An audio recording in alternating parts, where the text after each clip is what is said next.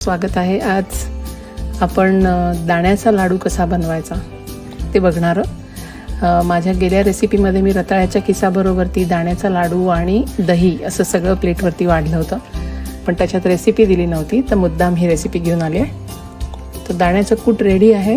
त्याच्यासाठी आपल्याला गूळ, तूप आणि दाण्याचा कूट एवढ्याच 3 इन्ग्रेडियंट्स लागणार आहेत। काही लोक त्याच्यात वेलची ॲड करतात, तीही छान लागते। इथे मी 3 टेबलस्पून दाण्याचं कूट घेतलं आहे। ह्याच्यात बाईट साईज साधारणपणे 6-7 लाडू होतात आणि तो एका वेळेला बिलीव मी आपण एकच खाऊ शकतो। It is super heavy.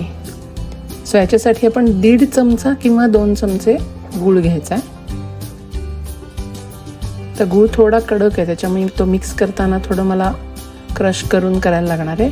1 पाव चमचा तूप, हे फक्त लाडू वळण्यापुरतं कामी येतं, खूप काही तुपाची गरज नाही आहे।